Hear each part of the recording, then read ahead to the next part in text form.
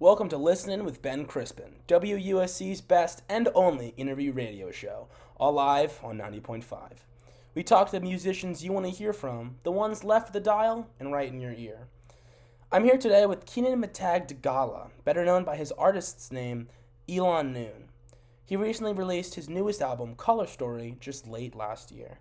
Elan Noon, would you like to introduce yourselves to our viewers before we get into our questions?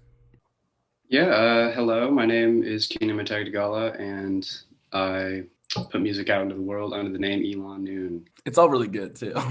Thank you. Gotta give yourself some credit, for sure. So, as I just said, we'll start off with just some basic stuff. You recently released your newest album, Color Story, back in around November, I'm pretty sure. And I'd love to talk about it because it's fantastic. I love the album. All the songs off of it are great. And I want to talk about your sound first, because I was doing some research because I wanted to pin down what genre you really are. So Bandcamp tags Color Story on this website as a traditional alt-indie experimental lo-fi psychedelic folk pop album, which is a little bit of a mouthful. Maybe in your own terms, can you tell everyone what Color Story is and what the music you make is, what your sound is?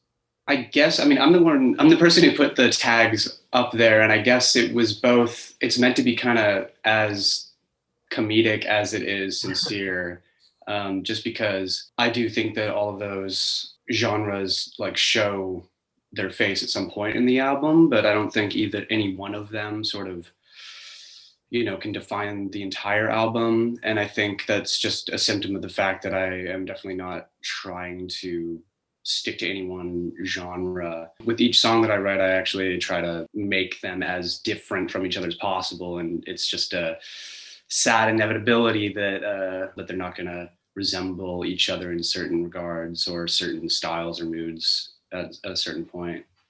Yeah. I mean, I understand that it's kind of difficult to confine yourself to just one thing, because a lot of those sounds do pop up on your album and across your discography. So it's cool to see that you really work at a bunch of different branches.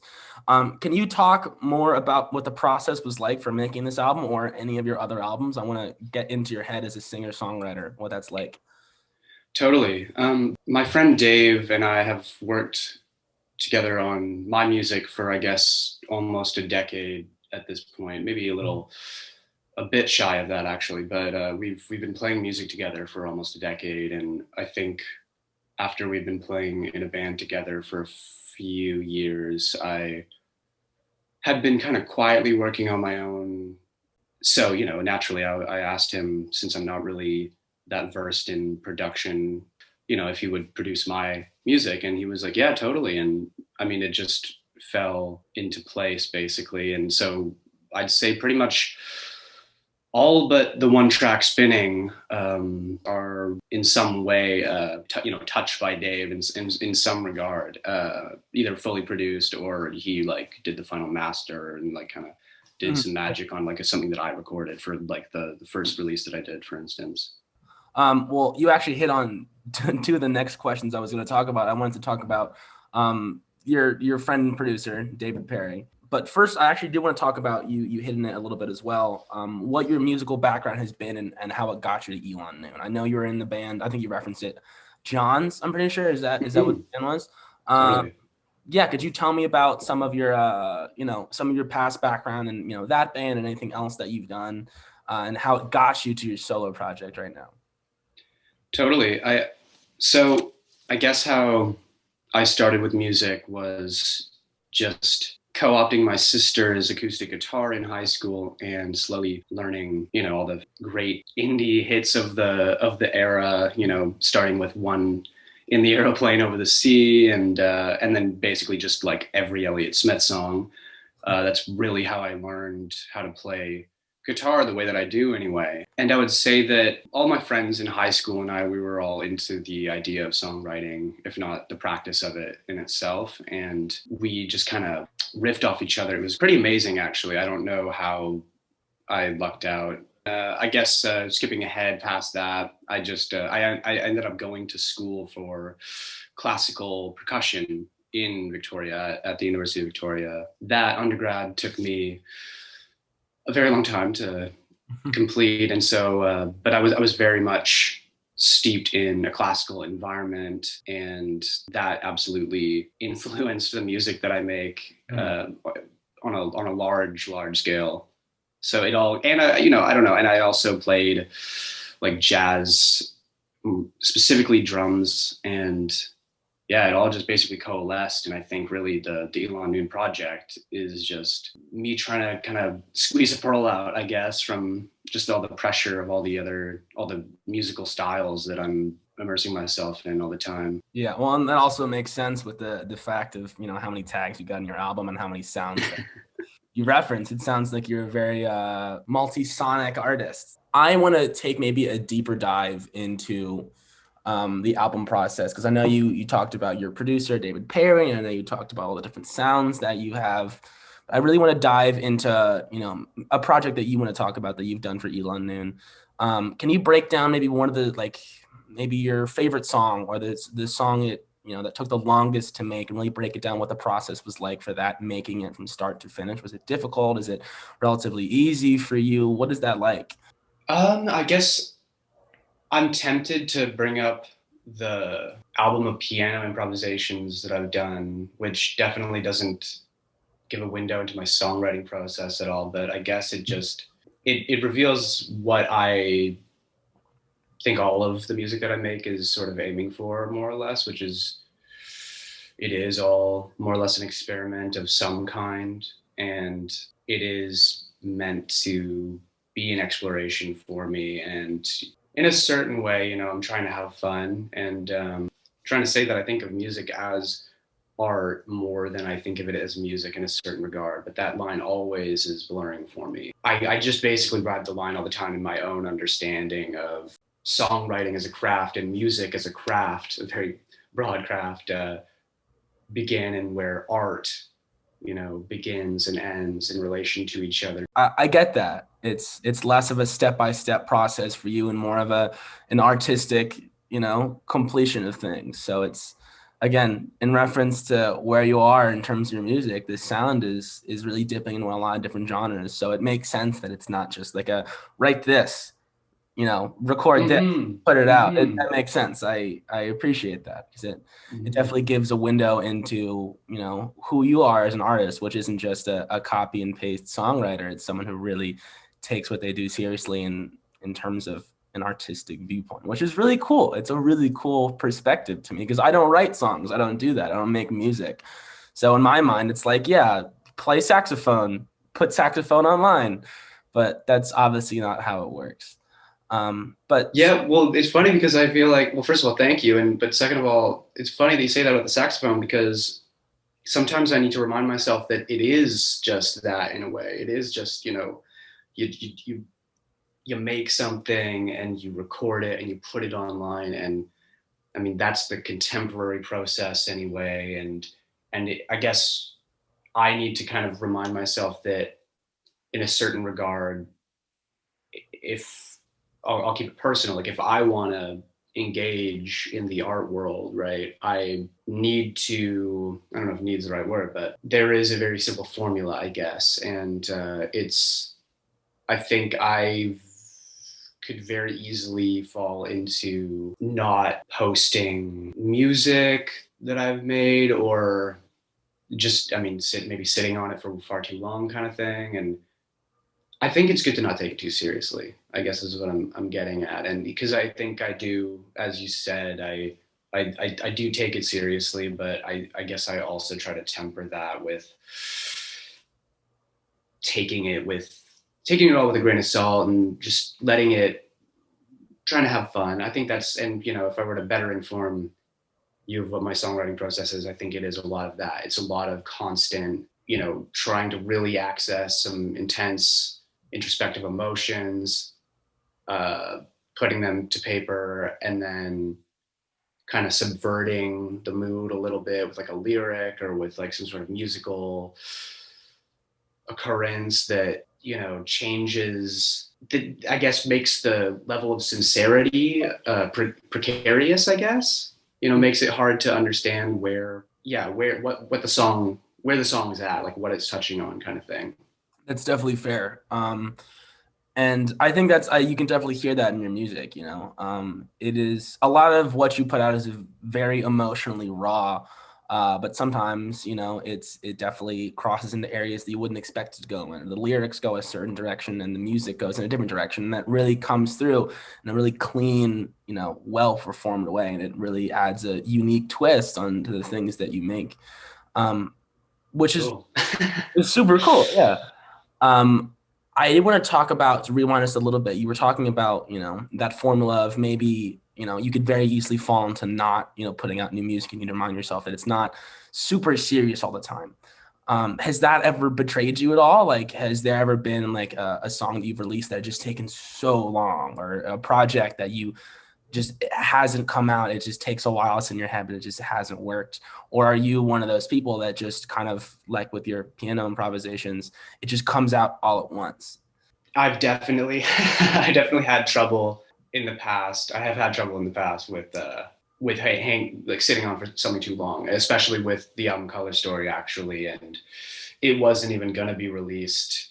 I mean, I don't even know when I was planning on releasing it, but I'm glad that I ended up releasing it, period, because I hadn't been thinking about it. I'd been trying to not think about it because it was supposed to be released, and I just kept postponing it for various reasons. And at some point, Dave was just like, I guess he just said he just said I should release it, and it just was the right moment for me to hear that from him. And I was like, you know what, you're right. Like, let's just release it. And so the release was much more lackluster than I intended in terms of my own energy being put into it.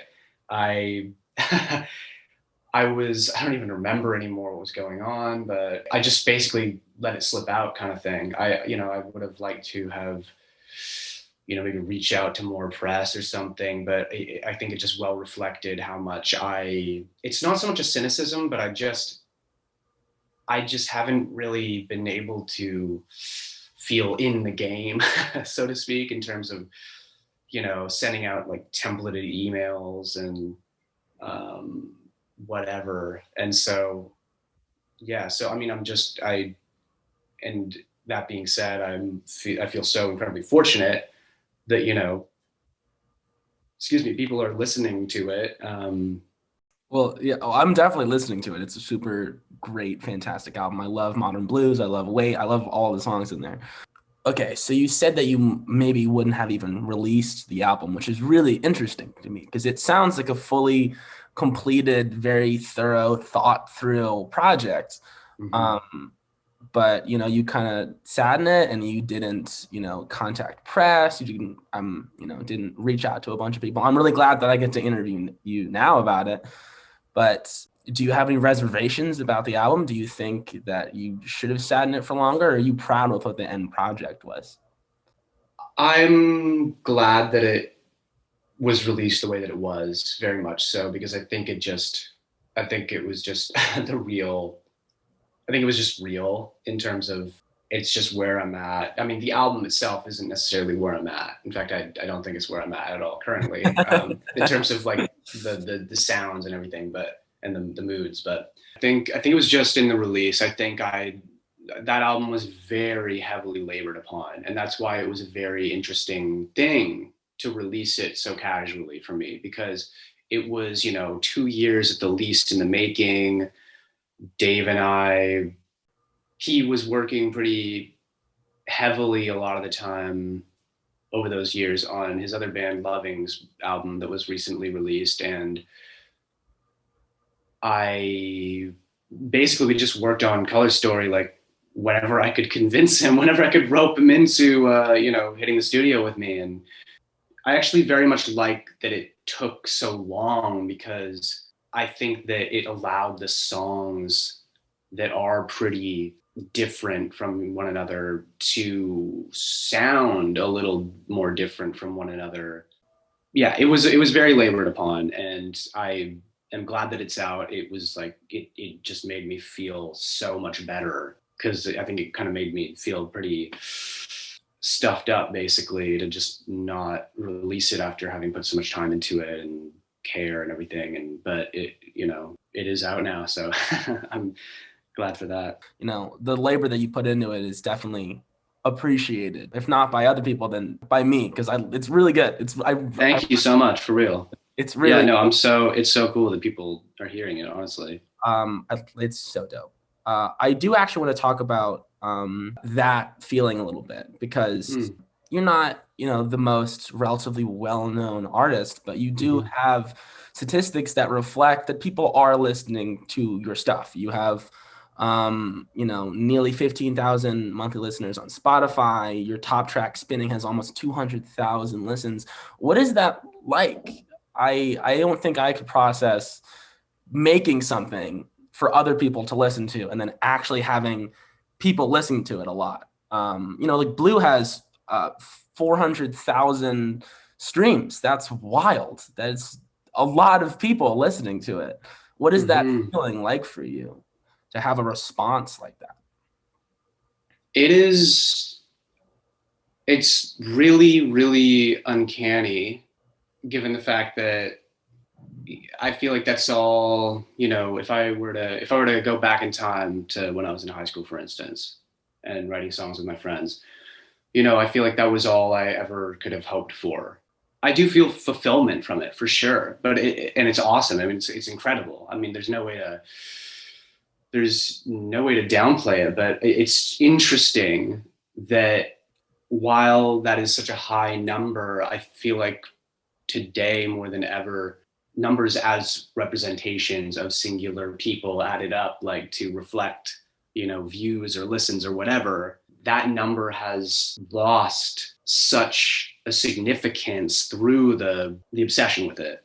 I think it just bewilders me, I guess, like in multiple ways, right? Because I think it's so profound to me, and I feel honored, honestly, but I am also just like, it's really cool. Like, I don't think my brain is capable of like comprehending like that amount of people, listening to it. But I guess there's something of like a plateau of like your own human ability to like understand, like comprehend the amount of people that are listening to it, kind of thing. And that being said, it's a weird thing. I mean, I feel like on that subject alone, I could just go on and on, because I feel like that's just a conversation. It just bleeds immediately into a conversation about number culture, period. It's definitely really interesting, for sure. I think that numbers on the internet are really, really great for measuring the popularity of people like you, where, you can actually see the response of people listening and taking your art. But also on the other side of it, in the different format of like Instagram or Snapchat or in different things where, people harp on their following, and they, compare the amount of likes they have on this to the amount of likes they have on that. And it becomes a little bit of a toxic, twisted thing that originally is really genuine. And I think there is a part to that is dangerous, but also in terms of, Spotify streams, I just think it's really cool to see that you put out something and people respond with it really well. And I'm sure that's an uncanny feeling that I myself will not be able to experience. So I'll live vicariously. Never say never. Never say never. But yeah, no, I mean, that's an amazing point. I think that's what I was trying to get at, I guess, in a way, is how it's uncomfortable that number that reflects the amount of people that have listened to my music, for instance, is in the same pool as all these other things that are just, they're giving numbers a bad name, I guess, when people are really so aggressive about it. No, for sure. Other musicians that I've talked to, I've brought this up because I think it's a really interesting thing. Some people are really nonchalant about it. They're like, oh yeah, I didn't know I had that many streams. And then some people really just live and die by it. They're like, yeah, I only have 12,000 on this, and I really want to get 15,000 on it. And it really reflects both sides of what you're talking about. There is a weird obsession with it. Obviously, well, it makes sense because it's their livelihood. But at the same time, there are people who just disregard it completely. And there's a strange in-between in today's society about it. So I think what you're saying is very relevant. Yeah.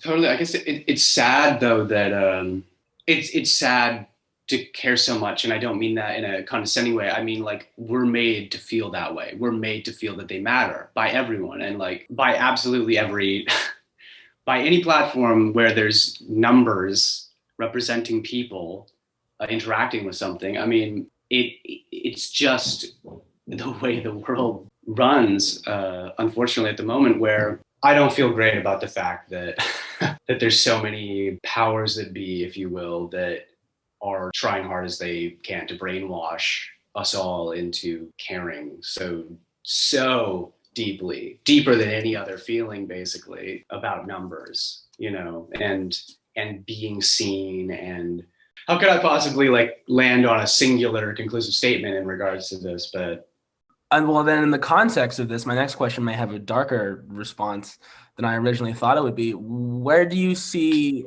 the future of your music going? Maybe not in terms of numbers, but in terms of, I know you just released, like you just released this album, right? Very recent, very fresh.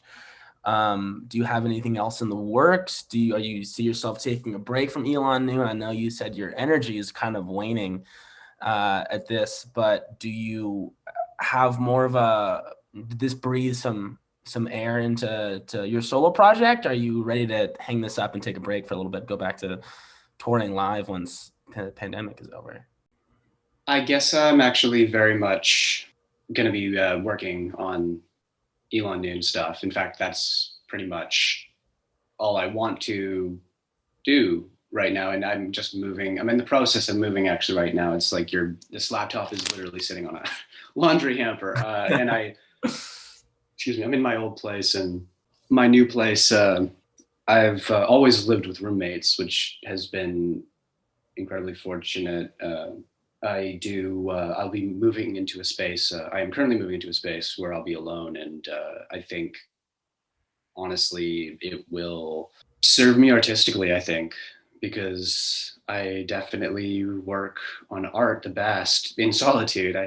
I am working on stuff. I mean, I haven't been for the past couple months because this move has been pretty ridiculous, but I have been working on stuff, and I'll probably inevitably work on another album, but I'm sure that there will be kind of more, or I guess less ambitious things to come before that. And, you know, could be pretty soon. I mean, it's just however it goes kind of thing.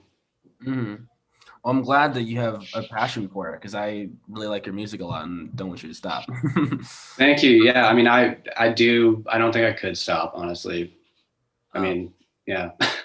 It's really good. I was getting kind of nervous when you were like, "Oh, I wasn't really feeling the release." You know, I kind of sat in it for a while, but that's super good. I'm glad that you feel passionate about something that you're doing. Yeah, I dig it. You know. I don't want to take up too much more of your time, because I know this is going a little bit longer than. I had no idea, actually. That's hilarious. But I had just a few more questions for you, just last final wrap up ones. Can you tell me about the album art on Have a Spirit Filled? Because it's super unique, and it's not like any of the other like album covers that you have. Is that like one of your friends' drawings or one of yours, or? Yeah, that is a painting that I did in the house where I was living with a couple of my friends, two of the guys in John's, and then in the last couple of months of living there, Dave actually also lived there. And it was funny because all the Johns were in one house actually, but it was for such a brief time. It was sad, because it would have been pretty cool if we actually all lived together for a real amount of time. But anyway, I mean, I did that around the same time. So I guess in a way it's kind of cool, because I definitely, when I was considering using it as the artwork, I got a lot of different input.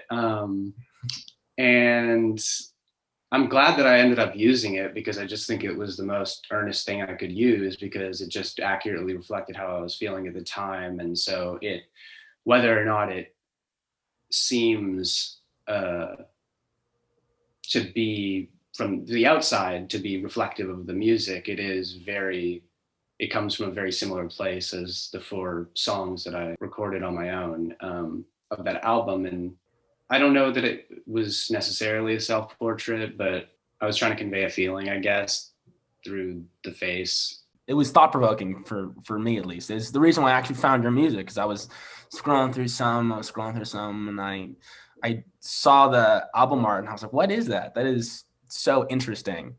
And cool. See, that's cool, because the reason why you are now, which is interesting. I just wanted to ask. Well, thank you. I'm glad you like it, because I definitely, not everyone liked it, is all I would say. Yeah. That's funny. I like that. I'd like to wrap up with this question, because I think it's the most open-ended, but I think it's the most interesting. And take your time thinking about it. I know people don't have just ones right off the top of their dome, but I wanted to ask you, just from your experience as a musician and the time that you spent working on art, doing all these things, living with the people that you make the music with, and those friendships, can you just tell me a story from that time? Funny, amazing, something you learned, super sad, just a story from your time as a musician. Just anything. I think it's pretty easy to answer in a way, but I guess it's just a matter of fitting it into a concise response. But I really feel for people who are not able to go on their first or second or third tours right now. I feel like in reality, I haven't even been on that many tours in my life, but it does feel like a lot, which definitely says a lot about people that do it for a living, for their entire lives, especially. But when I think back to all the touring, I mean, it's pretty much without fail a very emotionally laborious experience, but there's just so much beauty and significance to spending so much time with other people and with your friends. It's a type of closeness that I think just gives you a lot of perspective, I guess. And so that being said, I mean, to people, once it's a thing that we can do again, I would say that people who aren't musicians, I would say go on road trips with your friends, because, it's the same thing, basically. You're just not loading in and out of a bar every night and drinking more than you should. It's just, the closeness. I just think that when you go so deep into that, if you will, if you learn, if you are in a position where you're really having to learn other people in who they are and how their behaviors, mannerisms, habits, whatever, you feel alive, I guess, is what I'm trying to say. I love that answer. You didn't describe a story there, you described a feeling, which I think is very reflective of you and your music. That's really what I hear when I listen to your songs. It's not telling a story, it's describing a feeling for me. And I think that's just really reflective. And it's a good answer. I appreciate that. Thank you. Thank you very much. That's all the questions I have for you. Is there anything else that you'd like to say while you're on air? Any listeners in South Carolina or around the country, anything that you're working on that you want to announce? I might be doing a run of cassettes at some point with a friend of mine, and hopefully we'll see. I mean, honestly, just with the whole moving thing, it's been kind of crazy, but you never know. I mean, I'd like to do a physical release at some point, but other than that, I think I might be trying to put out another piano improvisation record, actually. So that'll be fun if I can manage to put it up. Well, make sure you do. Don't sit in it for too long. Totally. And I'm sure as people are curious, or if they don't know where to find it, where can they find your music, Elan Noon, Color Story? Where can they listen?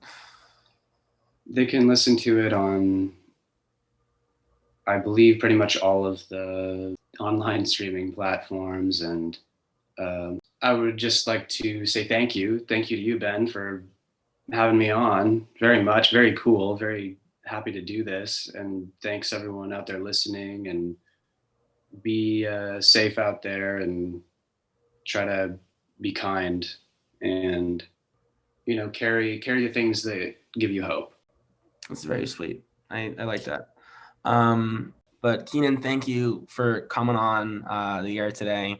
I really appreciate your time and all the answers that you gave. I know this is long, but I really do appreciate you coming out here, especially getting connected to South Carolina to Canada. So Yeah, very cool. Thank you so much, Ben. Like, honestly, for real. oh, no, This is thank you very, for coming out. I appreciate it. I had a great time. So did I. So did I.